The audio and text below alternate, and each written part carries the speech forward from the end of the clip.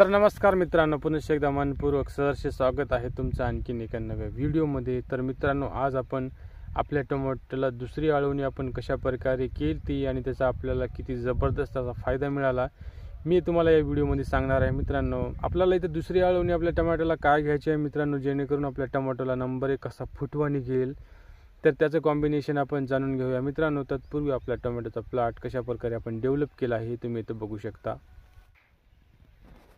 तर तुमच्या समोर हा प्लॉट दिसत आहे मित्रांनो, याला फुटवी किती जबरदस्त प्रकारे लागलेले आहे बघू शकता तुम्ही, आणि फ्लॉवरिंग पण येतं आता आपली स्टार्ट झालेली आहे। आता हिला फक्त या प्लॉटला बांधणी करण्याची आवश्यकता आहे मित्रांनो। आपण इथे बघू शकता आपला प्लॉट पूर्ण 1 महिन्याचा झालेला आहे आणि 1 महिन्यानंतर तुम्ही बघू शकता फुटव्याची संख्या किती जबरदस्त आहे मित्रांनो। सुरुवातीला बघू शकता बुडापासून एकदम जबरदस्त असे फुटवे झाले।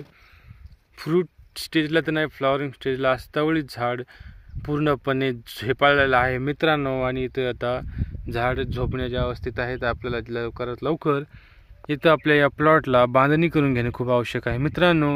आणि याचंच आपण आज गणित जाणून घेऊया की आपण फुटवे कशा प्रकारे आपल्या झाडाला काढलेले आहेत। बघितलं मित्रांनो, आपल्या टोमॅटोला किती जबरदस्त असा फुटवा निघाला आणि आपला टोमॅटो सध्या फ्लॉवरिंग स्टेजला पण आहे।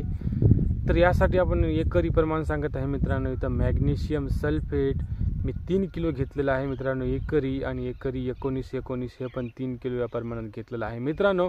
आणि इथं मी लिक्विडसाठी ह्युमिक ॲसिड 1 लिटर पुन्हा एकदा ह्युमिक ॲसिडची ड्रिचिंग केलेली आहे मित्रांनो, जेणेकरून आपल्या मुळाला चांगला विकास होईल। कारण आपल्या पांढऱ्या मुळ्याच हेच आपल्या कोणत्याही प्लांटचं तोंड असू शकते म्हणू शकतो मित्रांनो आपण। इथूनच आपण अन्नद्रव्य जमिनीला अपटेक करतो, त्यामुळे पांढऱ्या मुळ्याचा विकास होणे जास्तीत जास्त खूप फायद्याचं आहे मित्रांनो। इथं मॅग्नेशियम सल्फेट आणि 19 3 किलो प्लस